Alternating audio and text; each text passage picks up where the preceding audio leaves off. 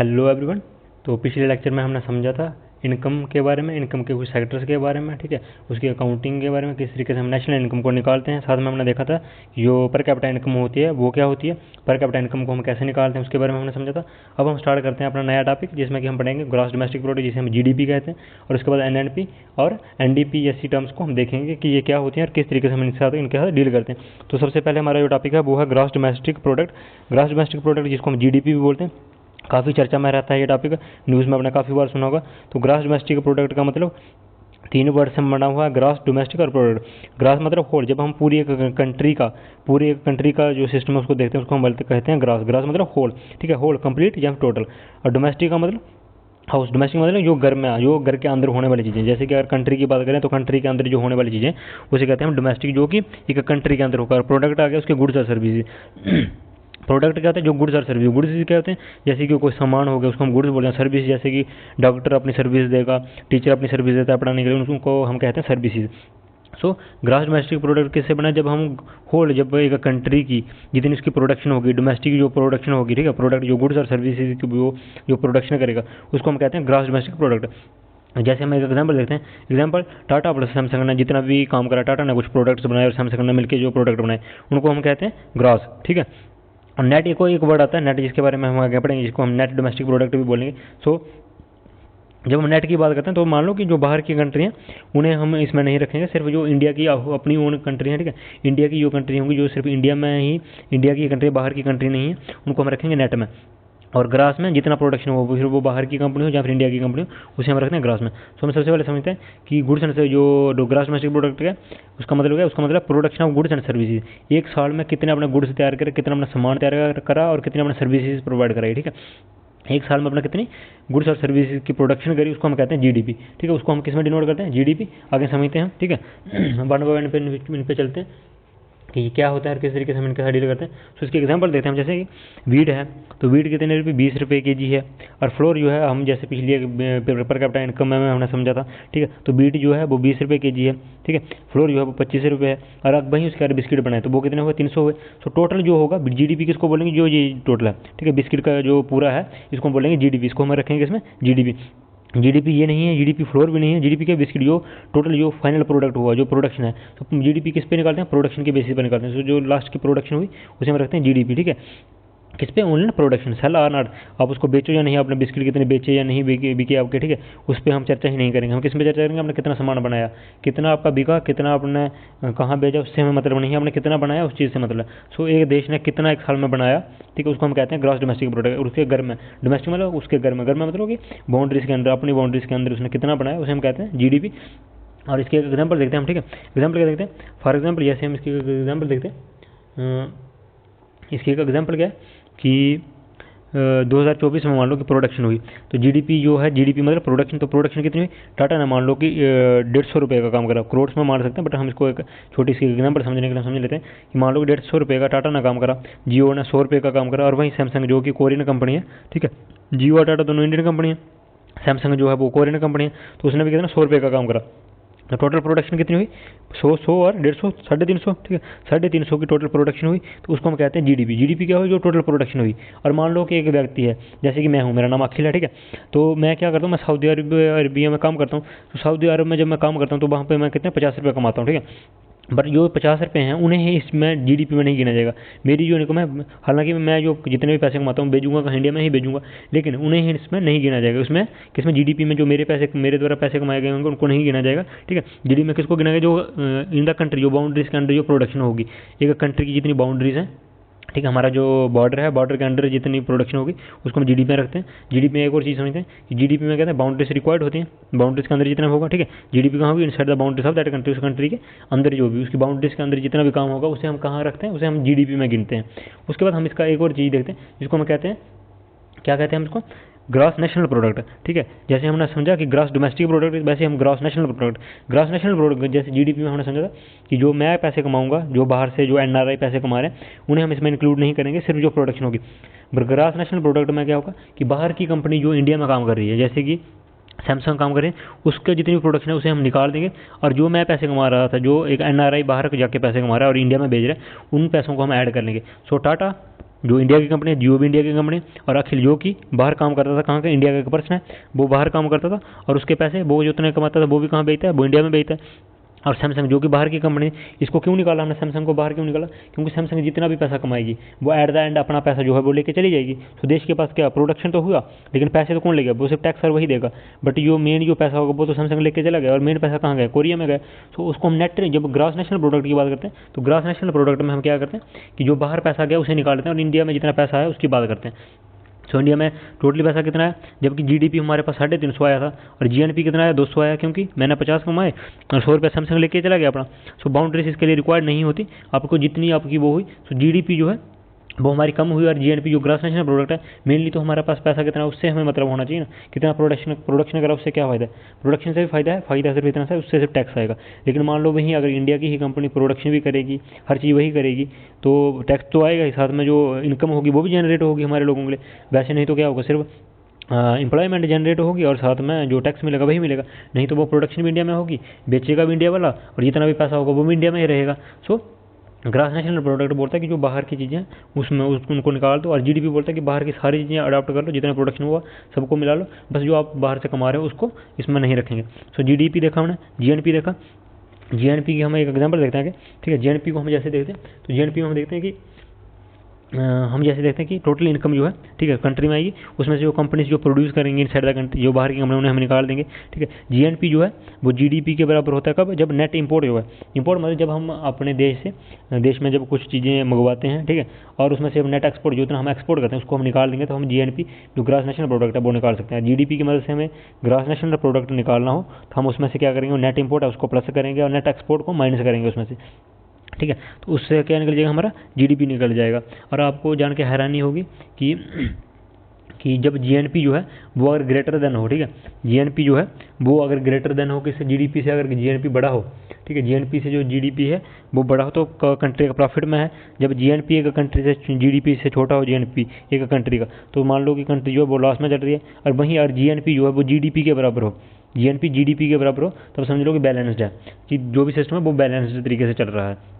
ठीक है, तो जीएनपी जब बड़ा होगा जीडीपी से तो प्रॉफिट में, जीएनपी जब छोटा होगा जीडीपी से तो लॉस में कंट्री है, और जब जीएनपी जीडीपी के बराबर हो तो समझ लो कि बैलेंस्ड है, सब कुछ बैलेंस चल रहा है। उसके बाद देखते हैं कि जो क्लोज इकानमी होती है, क्लोज इकानमी जिसमें कि कंट्रीज की, जैसे कि हमारे देश की कोई भी कंट्री बाहर किसी देश में नहीं जाएगी, वहाँ पे अपने प्रोडक्शन नहीं करेगी, और बाहर देश की कोई भी कंपनी हमारे देश में नहीं आएगी। इसकी एक एग्जाम्पल है, जैसे कि नॉर्थ कोरिया की बात करते हैं, ठीक है, नॉर्थ कोरिया जिसमें आपको पता होगा पागल तानाशाह है, किम जोंग जिसको बोलते हैं। सो उसने क्या करा हुआ है कि ना तो उसकी कंट्री में कोई और कंट्री प्रोडक्शन कर सकती है, ना ही वो अपनी कंट्री की किसी कंपनी को बाहर जाने देता प्रोडक्शन के लिए।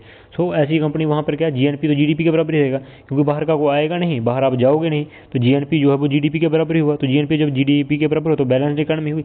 किसमें देखते हैं हम, क्लोज इकोनॉमी में। उसके बाद हम एक और चीज़ देखते हैं जिसको हम कहते हैं net national product. Net national product क्या होता है, जब हम बात करते हैं नेट नेशनल प्रोडक्ट की तब हम उसमें देखते हैं क्या देखते हैं नेट नेशनल प्रोडक्ट में, कि जो एनएनपी है, ठीक है, हमने देखा था नेट ग्रॉस नेशनल प्रोडक्ट रहता, तो ग्रास की जगह जब हम नेट लगाएंगे, नेट का मतलब जैसे कि हमने पहले ही देखा था, नेट का क्या मतलब, जब हम उसकी करते हैं ग्रास की बात करते हैं तो हम किसकी बात करते हैं, होल्ड की बात करते हैं। नेट में हम क्या करते हैं, जो बाकी की चीज़ें उन्हें छोड़ देते हैं, जैसे कि इसमें हम जब एनएनपी निकालेंगे, नेट नेशनल प्रोडक्ट को निकालेंगे, तो क्या करेंगे हम, जीएनपी जो ग्रॉस नेशनल प्रोडक्ट होगा उसमें से डेप्रिसिएशन का क्या मतलब होता है, डेप्रिसिएशन जितना हम लॉस करा, फॉर एग्जाम्पल आपने मान लो कि 200 रुपया कमाया, उसमें से आपने 50 रुपये खा लिए, तो आपके पास 150 बचा, 50 रुपये का अपना लॉस हो गया। वहाँ जहाँ फिर आप मान सकते हो कि आपने बिस्किट बनाया, आपकी एक फैक्ट्री है, तो आपने बिस्किट बनाए कितने के, ठीक है, 200 पैकेट आपने बिस्किट बनाए, तो मान लो उसमें से जो 150 थे वो सही रहे और 50 किसी कारण से ख़राब हो गए, तो जब वो ख़राब होंगे तो आपको लॉस हुआ होगा। सो जो नेट नेशनल प्रोडक्ट है वो किस तरीके से निकालते हैं, जब ग्रॉस नेशनल प्रोडक्ट से डेप्रिसिएशन जो लॉस हुआ उसको माइनस कर लें, तो उसको हम बोलते हैं एनएनपी, नेट नेशनल प्रोडक्ट। तो मान लो कि हमारे पास जो जीएनपी वो 200 आया था, ठीक है, 150 रुपया जो टाटा ने करा, ठीक है, और 100 रुपया जो था वो जियो ने, और 50 रुपये जो मैंने ऐड करे, और उसमें से जब हमने माइनस करा सैमसंग को तो हमारे पास 200 बचा था।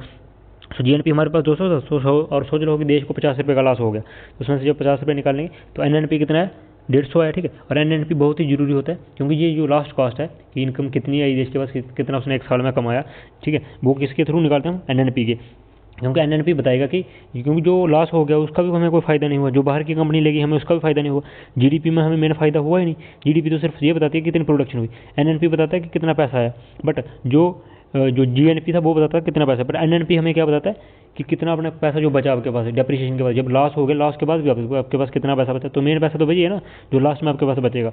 सो उसकी चर्चा किसमें एनएनपी में होती है। देन हम देखते हैं नेक्स्ट जो है, नेक्स्ट हम देखते हैं कि हमारे पास आता है एनडीपी, जिसको हम बोलते हैं नेट डोमेस्टिक प्रोडक्ट। ठीक है, तो नेट डोमेस्टिक प्रोडक्ट में क्या होता है कि नेट डोमेस्टिक प्रोडक्ट में जैसे हमने देखा एनएनपी, जब उसमें क्या करते थे हम, एनएनपी में क्या करते थे हम एनडीपी को निकालते थे। ठीक है, एनएनपी में हम जीएनपी को निकालते थे, वैसे ही हम एनडीपी में क्या करेंगे नेट डोमेस्टिक प्रोडक्ट में जीडीपी माइनस डेप्रिसिएशन करेंगे। जीडीपी हमारे पास कितना था 350, हमने देखा था हमारे पास जो जीडीपी थी वो आई थी कितनी 350, और जब डेप्रिसिएशन हमें लॉस कितना हुआ, फॉर एग्जाम्पल एक कंट्री ने प्रोडक्शन करी 350 की और उसमें से 50 का उसको लॉस हुआ। एक कंपनी एकदम लेते हैं फॉर एग्जाम्पल की अगर जियो है, जहाँ टाटा है, तो टाटा को प्रोडक्ट बनाते हैं, उसने 100 प्रोडक्ट बनाए, तो उसमें से मान लो कि 100 प्रोडक्ट में से 10 जो बेकार हुए, जो लॉस हो गया उनको क्योंकि किसी कारण वो ख़राब हो गए, तो वो लॉस हुआ उनको, तो उसको लॉस को हम माइनस करेंगे, तो प्रोडक्शन उस तरीके से निकालेंगे हम, तो उस प्रोडक्शन को हम कहते हैं नेट डोमेस्टिक प्रोडक्ट। और नेट डोमेस्टिक प्रोडक्ट जब हम 50 माइनस करेंगे तो कितना है 300 आया। ठीक है, कितना है 300। उसके बाद प्राइस जो डिपेंड करता है वो किस पे डिपेंड करता है, प्रोडक्शन पे या फैक्टर कास्ट के, ये हमने समझा था। ठीक है, जब हमने फैक्टर कास्ट और प्रोडक्शन के बारे में पढ़ा था, उसके लैंड के बारे में, कैपिटल के बारे में, ठीक है, एंटरप्रेन्योर और वर्कर के बारे में। ठीक है, तब हमने ये भी समझा था कि जो प्राइस है वो डिपेंड करता है किसके ऊपर, प्रोडक्शन के ऊपर, और प्रोडक्शन को क्या, उसी प्रोडक्शन को हम क्या कहते हैं फैक्टर कास्ट। जितना प्राइस लगेगा उस प्रोडक्शन के लिए उसको हम कहते हैं फैक्टर कास्ट, और प्राइस जितना लगेगा उसको हम फैक्टर कास्ट कहेंगे। तो price is equal to factor cost हुआ। जब हम जीडीपी को निकालते हैं एमपी पे, अब आप बोल रहे होंगे कि जीडीपी एमपी पे क्या हुआ, जीडीपी पे जब हम एमपी पे बात करते हैं जीडीपी, तो जीडीपी एमपी मतलब मार्केट प्राइस पे। मार्केट प्राइस क्या होता है, आप जब कुछ भी सामान लेने जाते हो तो आप पढ़ते हो एमआरपी। एमआरपी क्या होता है, maximum retail price. Maximum retail price की एक मतलब उसकी मैक्सिमम लिमिट है, आप जहाँ तक आप उसके जो प्राइस है वो रख सकते हो, उससे ज़्यादा नहीं कर सकते मैक्सिमम। जैसे कुछ लोग कहते होंगे कि जैसे हम मार्केट प्राइस की बात करते हैं, कुछ पैकेट लेना है हमें, तो पैक्ड जो चीज़ होंगी तो उस पर हम बार्गेनिंग नहीं कर सकते, जबकि आप उस पर भी बार्गेनिंग कर सकते हो, क्योंकि वो जो है एक्चुअल पैसे वो है वो मैक्सिमम है, मिनिमम नहीं है। फॉर एग्जाम्पल अगर 5 रुपये की कोई चीज़ है तो उसका एमआरपी 5 रुपये है, मतलब वो 5 रुपये से ज़्यादा नहीं हो सकती, 5 रुपये से ज़्यादा आप किसी से पैसे कंज्यूमर से नहीं ले सकते। बट वो बनी कितने, फॉर एग्जाम्पल एक बिस्किट है वो 2-2.5 रुपये का बना होगा, और जो दुकानदार होगा उसको भी 4 रुपये में पड़ेगा, तो वो आपको बेच रहा होगा 5 रुपये में, बट आप चाहो तो उससे 4.5 रुपये में, मतलब उस हिसाब से अगर आपको ज़्यादा लेने हो तो बार्गेनिंग कर सकते हो। तो मैक्सिमम रिटेलर प्राइस एमआरपी क्या था, मैक्सिमम कि उससे ज़्यादा नहीं ले सकते, उससे कम ले सकते हैं, उससे ज़्यादा नहीं ले सकते, उसको हम कहते हैं मैक्सिमम रिटेलर प्राइस, जिसको हम एमआरपी कहते हैं। ठीक है, और जब हम जीडीपी को एमपी के मार्केट प्राइस पे निकालते हैं हम उसको, उसका क्या फार्मूला है, फैक्टर कास्ट उस प्रोडक्ट को बनाने की जो कास्ट लगी। ठीक है, उस प्रोडक्ट को बनाने में कुछ कास्ट लगी होगी, फिर उस प्रोडक्ट पे कुछ टैक्स लगा। फॉर एक बिस्किट बनाया तो बिस्किट को बनाने के लिए जो कास्ट लगी, उस पर बिस्किट को टैक्स, बिस्किट पे जो टैक्स लगा वो, और क्या पता उस बिस्किट पे अगर सब्सिडी दी हो गवर्नमेंट ने, शायद वो चीज़ हेल्थी हो, और जहाँ फिर देश के लिए कुछ चीज़ जरूरी हो तो उस पर अपना अगर सब्सिडी दे दी। कुछ चीज़ें हो सकती हैं जिन पे सब्सिडी मिलती है, ठीक है, बड़ी सारी चीज़ें होती हैं, तो अगर सब्सिडी दे रहे हैं तो जीडीपी जब हम मार्केट प्राइस में निकालते हैं, जो फैक्टर कास्ट है जितना उसको बनाने में पैसे लगे, जो उस पर टैक्स लगा, और उसी के साथ जो सब्सिडी है जो गवर्नमेंट ने सब्सिडी दी, उसको हम जब माइनस करते हैं तो हमारे पास जीडीपी जो निकलता है मार्केट प्राइस पे। ठीक है, और जीडीपी जो मार्केट प्राइस पे होता है उसको हम देखते हैं कि जीडीपी जो मार्केट प्राइस पे होता है वो किसके होता है, जीडीपी ऑन मार्केट प्राइस जो हम निकालते हैं। ठीक है, उसको हम कहते हैं जीडीपी मार्केट प्राइस पे। जब हम जीडीपी को मार्केट प्राइस पे निकालते हैं उसको हम कहते हैं जीडीपी एमपी। और उसके बाद हम देखते हैं हमारे पास नेक्स्ट टॉपिक हमारा आता है नॉमिनल जीडीपी। हमने देखा जीडीपी के बारे में, ठीक है, ग्रॉस डोमेस्टिक प्रोडक्ट देखा हमने, जिसको हम ग्रॉस डोमेस्टिक प्रोडक्ट बोलते हैं। ठीक है, एनएनपी और वो सब कुछ पढ़ा। और देखते हैं कि नॉमिनल जीडीपी होती है। जीडीपी भी 2 टाइप की होती है, एक होती है नॉमिनल जीडीपी, एक होती है रियल जीडीपी। नॉमिनल जीडीपी जो है उसको समझते हैं, ठीक है, और जो रियल जीडीपी है उसको समझते हैं। पहले उनकी डेफिनेशन देखते हैं, और डेफिनेशन के बाद जब हम उसको एग्जांपल के तौर पर देखेंगे फिर आपको पूरा रियलिटी में समझ आएगा कि नॉमिनल जीडीपी क्या था, रियल जीडीपी क्या थी। तो हम बात करते हैं नॉमिनल जीडीपी। नॉमिनल जीडीपी क्या थी, जो फाइनल जीडीपी है। ठीक है, फाइनल जीडीपी की जब हम बात करते हैं तो उसको हम कहते हैं नॉमिनल जीडीपी। फाइनल जीडीपी को हम कहते हैं नॉमिनल जीडीपी। और ये क्या करती है, प्रोडक्शन को नहीं देखती कि प्रोडक्शन कितनी बढ़ रही है या कम हो रही है, ये डिपेंड नहीं करती प्रोडक्शन पे। ठीक है, प्रोडक्शन लेस हो गया और प्रोडक्शन कम भी होगी तब भी जो प्राइस है वो हाई होगा। ठीक है, मान लो कि कोई कंपनी 50 आर्टिकल 2020 में बनाती थी और वो 2024 में कितने 10 ही आर्टिकल बना रही है, 10 ही प्रोडक्शन 10 की भी प्रोडक्शन करी है, बट फिर भी उसका जो प्राइस है उसको नुकसान नहीं हो रहा। तो वो किसमें हम नॉमिनल जीडीपी में देखते हैं। नॉमिनल जीडीपी में कहते हैं इन्फ्लेशन बढ़ जाती है, प्राइस बढ़ जाता है, बट जो प्रोडक्शन है वो कम हो जाता है। और डिक्रीज किस में होता है, प्रोडक्शन जो है वो कम हो जाएगी और जो प्राइस है वो बढ़ जाएगी, इन्फ्लेशन महंगाई बढ़ जाएगी। आप इसको एग्जांपल के साथ और अच्छी तरीके से समझ पाओगे। फिलहाल यहाँ पे डेफिनेशन देख लो आप, ठीक है। बट नॉमिनल जीडीपी जो वो ऑलवेज इंक्रीजिंग है, ठीक है भाई, हमने पढ़ा कि वो हमेशा इंक्रीज होती रहेगी, लेकिन प्रोडक्शन जो है वो कम होगा, महंगाई बढ़ेगी और जीडीपी भी बढ़ती रहेगी, और इसका कोई बेस ईयर नहीं है। ठीक है। दो चीज़ें होती हैं, एक होता है बेस ईयर, ठीक है, बेस ईयर को और उसको हम समझते हैं 1 by 1, ठीक है। नेक्स्ट हम देखते हैं जब हम करते हैं बात रियल जीडीपी, तो रियल जीडीपी हमने नॉमिनल जीडीपी देखा, अब हम देखेंगे रियल जीडीपी। रियल जीडीपी क्या होता है, जो कि डिफरेंट है किसी नॉमिनल जीडीपी से, बिल्कुल ही डिफरेंट है। और इसमें फ़र्क क्या है कि ये क्या करता है कि बेस ईयर से कैलकुलेट होती है, जो रियल जीडीपी वो बेस ईयर से कैलकुलेट होती है, और नॉमिनल जीडीपी जो है उसको हम उसका कोई बेस ईयर नहीं होता, उसको हम ऐसे ही कैलकुलेट करते हैं, ठीक है। सो बेस ईयर से कैलकुलेट होती है रियल जीडीपी, और हमारा बेस ईयर क्या है 2011, ठीक है। अब समझते हैं हम कि बेस ईयर क्या होता है, ठीक है। बेस ईयर क्या होता है, और दो चीज़ें होती है, एक चेन बेस्ड मेथड और एक होता है बेस मेथड। बेस मेथड में हम क्या करते हैं, किसी भी देश की जो जीडीपी है उसका एस्टीमेट लेते हैं एक स्पेसिफिक ईयर से, जैसे कि इंडिया का बेस ईयर 2011, तो एक स्पेसिफिक ईयर रखेंगे हम, जिसके बेसिस पर हम निकाल लेंगे कि जो बेस ईयर है हमारा, जो हमारी जीडीपी है, सो हम इसको यूज़ करते हैं किसमें, रियल जीडीपी में। और मेन जो नॉमिनल जीडीपी होते हैं उसमें हम बेस ईयर नहीं यूज़ करते। और एक होता है chain based method. Chain based method में क्या होता है कि जो जीडीपी है उसे पिछले साल से कंपैरिजन किया था, ना कि एक बेस ईयर से। फॉर एग्जाम्पल अगर हमें 2024 में जीडीपी निकालें, तो बेस ईयर में क्या होगा कि 2023 से उसका कंपैरिजन होगा। बट वहीं अगर बेस ईयर 2011 होगा तो 2024 का कंपैरिजन किसके बेसिस पर होगा, 2011 पे। और कंपैरिजन किस चीज़ का होगा, प्रोडक्शन का, महंगाई का नहीं। महंगाई जो 2011 में थी अब भी वही रखी जाएगी, सिर्फ प्रोडक्शन में फ़र्क होगा, ठीक है। इसको हम एग्जाम्पल से के हिसाब से देखते हैं। और जो रियल जीडीपी होती है वो बहुत ज़्यादा इंपॉर्टेंट होती है, काफ़ी ज़्यादा इंपॉर्टेंट है किससे, जो नॉमिनल जीडीपी। नॉमिनल जीडीपी से रियल जीडीपी काफ़ी ज़्यादा जो है इंपॉर्टेंट है, क्योंकि जो नॉमिनल जीडीपी है वो सिर्फ एक आंकड़ा है, और रियल जीडीपी है जो कि एक्चुअल जीडीपी है। अब हमें एक एग्जाम्पल से इसको समझते हैं, ठीक है। एक एग्जाम्पल से इसको टोटली समझ लेते हैं कि ये क्या होता है और किस तरीके से हम जो है वो रियल जीडीपी और नॉमिनल जीडीपी को निकालते हैं। सो आप साफ देख पा रहे होंगे, ठीक है।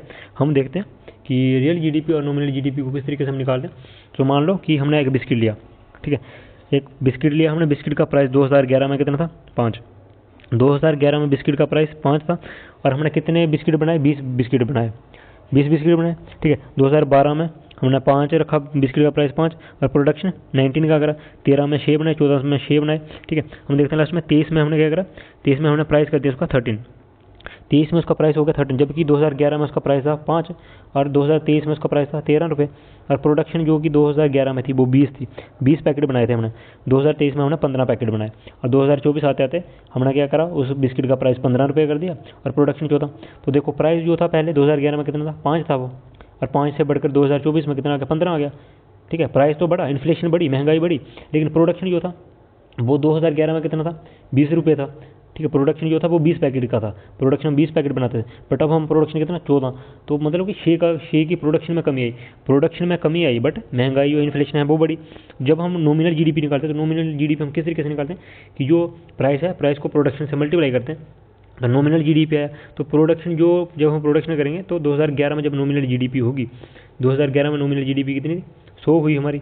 और रियल जीडीपी क्या होती है, रियल जीडीपी में सेम ही होता है, प्रोडक्शन को प्राइस से मल्टीप्लाई करते हैं। तो रियल जीडीपी जो है वो भी, जब हम बेस ईयर से बात करते हैं, तो बेस ईयर में रियल जीडीपी और नॉमिनल जीडीपी दोनों ही सेम होती है, ठीक है। बेस ईयर में रियल जीडीपी और नॉमिनल जीडीपी दोनों सेम होती है, बट आगे आगे जैसे ये बढ़ती जाएगी बेस ईयर से दूर जाएगी, क्योंकि प्राइस जो है, जब हम रियल जीडीपी निकालेंगे तो हर बार प्राइस हम सेम ही रखेंगे, प्राइस हम 5 ही रखेंगे, बट जो प्रोडक्शन है उसको चेंज करते जाएंगे, जो प्रोडक्शन होगी। बट जो नॉमिनल जीडीपी है उसमें हम प्राइस और प्रोडक्शन उसी ईयर का लेते हैं। जैसे हम इसकी एग्जांपल लेते हैं, नॉमिनल जीडीपी जब हम 2012 की निकालते हैं, तो 2012 में देखते हैं 5 को हम 19 के साथ मल्टीप्लाई करते हैं, क्यों, प्राइस 5 था और प्रोडक्शन 9 हुई, तो कितना है 95। जबकि जो प्राइस था 2011 में, जब हम रियल जीडीपी निकालेंगे तो प्राइस 2011 का लेंगे और प्रोडक्शन 12 की लेंगे, ठीक है। तो 595 है। सेम अब जब हम देखते हैं 2023 में, क्योंकि 2011 और 12 में चेंजिंग नहीं हुई इतनी है, आगे आगे बढ़ते हुए वो चेंजिंग हुई। 2023 में जब देखते हैं तो 2013 में 23 में जब हम करते हैं तो 13 जो उसकी प्राइस थी, 13 रुपये उसकी प्राइस थी, और 15 जो उन्होंने प्रोडक्शन करी, 13 और 15 जो मल्टीप्लाई करें हमारे, तो कितना है हमारे पास, नॉमिनल जीडीपी वो 195, नॉमिनल जीडीपी कितनी, 195। वहीं जब हम रियल जीडीपी की बात करेंगे तो जहाँ पे हमें एक्चुअल डाटा मिलेगा, रियल जीडीपी जो कि प्रोडक्शन 15 हुई, बट इसको हम मल्टीप्लाई किसके साथ करेंगे, जो बेस ईयर था। यहाँ पे क्या होगा, प्राइस को हम नहीं, जो महंगाई होगी उसको हम नहीं देखेंगे, हम देखेंगे सिर्फ प्रोडक्शन कितनी। तो जब हम 5 के साथ 15 को मल्टीप्लाई करेंगे तो 75, जबकि नॉमिनल जीडीपी तो बढ़ रही है, प्रोडक्शन में कमी आई, 20 की जगह 15 प्रोडक्ट बने, बट नॉमिनल जीडीपी फिर भी बढ़ रही है, वो 100 थी 195 होगी, जहाँ पे जो रियल जीडीपी थी वो 100 थी, अब 75 होगी। तो कितना फ़र्क हुआ, 25 रुपीज़ का फ़र्क हुआ, जो रियल जीडीपी थी जो बेस ईयर की और जो आज की है, तो हमें 25 का नुकसान हुआ ना। वैसे हम 2024 की बात करेंगे तो 15 उसका प्राइस था, 14 हमने प्रोडक्शन करी, 14 × 15 करे 210 आए हमारे पास। तो 210 क्या है, वो नॉमिनल जीडीपी है, जबकि रियल जीडीपी कितनी है, 5 × 17 करेंगे तो 70 आया, 5 ये वाला बेस ईयर का, और जो प्रोडक्शन हुई 14, तो हमारे पास आया 70। तो जो कि रियल जीडीपी 100 थी बेस ईयर में, अब वो पहुँचते पहुँचते 70 होगी, मतलब हमें 30 रुपये का नुकसान हुआ। बट जबकि नॉमिनल जीडीपी 100 थी, अब 210 होगी, 110 रुपये पड़ी। तो बताओ कि वो सही है, जबकि प्रोडक्शन आप कम कर रहे हो। ठीक है, किसी फॉर एग्जाम्पल अगर एक किसान है तो वो आलू की फसल लगाता है, मान लो कि वो हर साल पहले 10 किलो आलू निकालता था, फिर वो 9 पे 8, अभी वो 2 किलो आलू बेचता है, तो 2 किलो आलू बेच के क्या उसका फ़ायदा हो सकता है? तो कैसे आप कह सकते हो कि वो फ़ायदा है? सो नॉमिनल जीडीपी क्या है, वो एक सिर्फ बेस ईयर का जो उस ईयर का वो डाटा देती है, जबकि बेस ईयर से हम कंपेरिजन नहीं करते कि 10 साल पहले वो 1 क्विंटल आलू जो निकालता था, अब वो 10 किलो निकालता है, तो नुकसान तो हुआ, बट पैसे मिल रहे हैं उसको, क्योंकि महंगाई बढ़ गई है। तो जितने पैसे उसको क्विंटल में मिलते थे वो उसको 10 उसमें मिल रहे हैं। बट मान लो कि अगर उसका प्राइस बढ़ा है आलू का, तो जो वो राशन लेगा उसका भी तो प्राइस बढ़ेगा। तो अगर फॉर एग्जाम्पल उसका खर्चा पहले 10,000 रुपये होता होगा, तो अभी उसका भी तो खर्चा 50,000 होगा, तो उसके पास उतना ही पैसा आया, उसके पास तो कमी हुई ना, क्योंकि अगर वो क्वांटल बनाता तो उसके पास कितना पैसा होता है मान लो। तो वैसे रियल जीडीपी जो है वो नॉमिनल जीडीपी से अलग है। यहाँ पे हम देखते हैं कि रियल जीडीपी जो है, नॉमिनल जीडीपी रियल जीडीपी के साथ होती है कब, बेस ईयर में, और उसके बाद वो चेंज होना स्टार्ट हो जाती है। हम जैसे 2024 में देखा हमने, नॉमिनल जीडीपी 210 थी, बट रियल जीडीपी 70 थी। तो कितना फर्क है 70 और 210 में? नॉमिनल जीडीपी 210 है, और रियल जीडीपी जो असली में जो जीडीपी है वो 70 है। क्योंकि हमारे जो पॉलिटिशियन है वो हमें सिर्फ किसके बारे में बताते हैं, जीडीपी हमें बताते रहते हैं, बट एक्चुअल में जो जीडीपी है उसके बारे में कोई बात नहीं करता कि रियल जीडीपी क्या है, नॉमिनल जीडीपी। वो हमें हमेशा नॉमिनल जीडीपी बताते हैं कि इंडिया की रैंक यहाँ पहुँच गई, इंडिया ने इतना जीडीपी ग्रोथ कर लिया एक साल में ये कर लिया, एक साल में वो कर लिया, बट वो हमें सिर्फ नॉमिनल जीडीपी बताई जाती है। नॉमिनल जीडीपी जो कि सिर्फ एक आंकड़े होते हैं, ठीक है, बट रियल जीडीपी हमें नहीं बताई जाती। जब क्योंकि अगर रियल जीडीपी बताएं तो उनको भी पता कि अगर रियल जीडीपी बता दी उनको तब तो प्रॉब्लम हो जाएगी ना उसमें। सो रियल जीडीपी हमें नहीं बताई जाती। उसके बाद हम देखते हैं जो इंडिया की जो जीडीपी है, ठीक है, वो इंडिया की जो जीडीपी है वो 5th लार्जेस्ट है वर्ल्ड में, 5th नंबर पे 5th लार्जेस्ट जीडीपी किसकी है, इंडिया की है। और थर्ड नंबर पे पीपीपी में परचेसिंग पावर पैरिटी। अब आप सोच रहे हैं परचेसिंग पावर पैरिटी कहते हैं, तो उसे हम यहाँ पे समझेंगे कि परचेसिंग पावर पैरिटी कहते हैं। यहाँ पे हम ये याद रखेंगे कि जीडीपी जो इंडिया की है वो 5th लार्जेस्ट है वर्ल्ड में, और थर्ड है किसमें, परचेसिंग पावर पैरिटी। अब हम समझते हैं कि परचेसिंग पावर पैरिटी क्या होती है, और परचेसिंग पावर पैरिटी को हम समझते हैं। परचेसिंग पावर पैरिटी में को किसने जो वर्ड है ये जो डिस्क्राइब करा, किसने ये कॉन्सेप्ट दिया, उनका नाम था गुस्ताव कैसल जो कि स्वीडन के इकोनॉमिस्ट थे। उन्होंने ये मेथड बनाया किस चीज़ के लिए, कैलकुलेट करने के लिए किसके क्या कैलकुलेट करेंगे, जो उसकी रियल वैल्यू है, कि एक करेंसी की रियल वैल्यू। फॉर एग्जाम्पल कि हमारी जो करेंसी है वो रुपी है, जो यूएसए की करेंसी है वो डॉलर में है। सो हमारी जो करेंसी है उसकी रियल वैल्यू पता करने के लिए जो है परचेसिंग पावर पैरिटी का यूज़ किया गया, ठीक है। ये कॉन्सेप्ट लाएगा परचेसिंग पावर पैरिटी, जिसमें कि हम स्टडी करते हैं, ठीक है, करेंसीज को, ठीक है। और साथ में क्या करते हैं, कंपेरेटिव स्टडी करते हैं डिफरेंट इकोनॉमिक्स की, जो हर देश की अलग अलग इकानमी होती है, जैसे चाइना की, इंडिया की, और हम उनकी जो इकानमी है उसकी स्टडी करते हैं इसमें परचेसिंग पावर पैरिटी में। और ये हमें किस चीज़ में हेल्प करता है, understanding the living standards of different countries, जो उनके लिविंग स्टैंडर्ड्स हैं। लिविंग स्टैंडर्ड्स कैसे बेटर होंगे, जिनके पास एक्स्ट्रा मनी होगी, जिनकी परचेसिंग पावर्टी जो पैरिटी है वो अगर अच्छी होगी, तो हमारी जो परचेसिंग पावर पैरिटी है वो इंडिया की 3रे नंबर पर है। उसके पीछे का क्या राज है, उसके पीछे हम एक एग्जाम्पल से समझेंगे कि इंडिया की जो पैरिटी है, परचेसिंग पावर पैरिटी, वो 3रे नंबर पे क्यों है, जबकि जीडीपी में 5वें नंबर पे। तो उसका रीज़न ये है, फॉर एग्जाम्पल हम यूएसए, जब हम परचेसिंग पावर पैरिटी का कंपैरिजन करते हैं तो हम एक चीज़ के, एक देश की इकानमी के साथ बाकी के देशों की इकानमी को चेक करते हैं। सो उसके लिए हम क्या करते हैं, डॉलर के साथ हर जो देश है उसकी इकानमी का जो करेंसी है, हर करेंसी को किसके साथ हम वो करके देखते हैं, डॉलर के साथ, ठीक है, डॉलर के साथ उसका कंपैरिजन करते हैं, और फिर देखते हैं उसकी कि वो पीपीपी में कहाँ पे है। तो जब हम यूएसए की बात करते हैं तो यूएसए में डॉलर चलता है, तो यूएसए की बात करें तो 1 kg जो हम चीनी लेंगे, ठीक है, 1 kg ऑफ शुगर होगी वो $1 की हमें पड़ेगी, ठीक है। यूएसए में 1 kg शुगर जो है वो हमें $1 की पड़ेगी। वहीं इंडिया में $1 का क्या प्राइस है, 83 रुपीज़ है। सो $1 का जो प्राइस है वो 83 रुपीज़ है, और $1 में 1 kg शुगर, जबकि 83 में इंडिया में शुगर मिलती नहीं है। जो इंडिया की शुगर है वो, अगर जब मैं अपने इधर का प्राइस बताऊँ तो 49 रुपये प्राइस है, ठीक है, तो 49 रुपीज़ में मिलती है 1 kg, जबकि 83 तो बड़े बहुत ज़्यादा हो गए। तो कितने हमारे पास 44 रुपीज़ हमारे पास एक्स्ट्रा है, और 44 में हम अगर 5 रुपये और डालें तो हमारे पास 49 हो गए। तो ये जो हमारी जो इंडिया की अगर हम देखें तो $1 में इंडिया में कितना आ जाएगा, वो कम से कम भी 1.8 जो kg है, 1.8 kg के लगभग शुगर जो है वो इंडिया में आ जाएगी। जबकि $1 में यूएसए में $1 में 1 kg ही शुगर आएगी, जबकि इंडिया में $1 में 2 kg के आसपास जो है वो चीनी आ जाएगी। सो इसीलिए हम कह सकते हैं कि इंडिया की जो परचेसिंग पावर पैरिटी है वो ज़्यादा है, जब हम रुपीज़ का डॉलर्स में कंपैरिजन करते हैं परचेसिंग पावर पैरिटी। और इसका रीज़न ये है कि जो अमेरिका है ठीक है, डॉलर की कीमत तो अधिक है, बट जो अमेरिका है वहाँ पर जो चीज़ें हैं वो महंगी भी हैं, जबकि इंडिया में चीज़ें सस्ती हैं as comparison to America. America के कंपेरिजन में जैसे हमने देखा कि $1 में 1 kg शुगर मिलती है, वहीं $1 में इंडिया में 2 kg शुगर मिल जाएगी आपको। तो इंडिया की जो परचेसिंग पावर पैरिटी इसलिए एक्स्ट्रा है क्योंकि परचेसिंग पावर पैरिटी की हमारी कितनी क्षमता है चीज़ों को खरीदने की।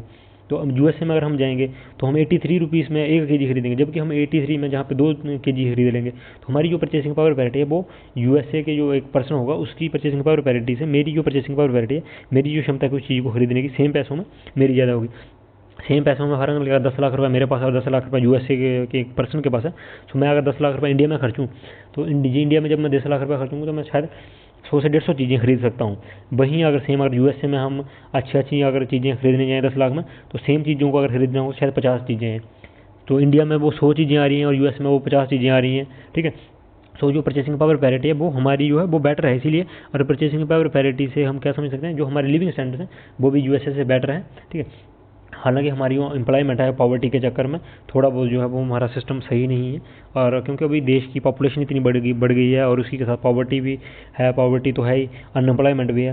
तो ये सब कुछ रीजन है कि इंडिया की जो ग्रोथ है वो इतनी हेवनली नहीं हो रही। बट फिर भी हम कह सकते हैं कि इंडिया की परचेसिंग पावर पैरिटी है, पहले नंबर पर यूएसए की है, सेकंड चाइना की और थर्ड नंबर पर इंडिया की है। जबकि एक टाइम पर चाइना की जो परचेसिंग पावर पैरिटी है वो यूएसए से भी ऊपर है, बट अब यूएसए की जो कि फर्स्ट नंबर पर है।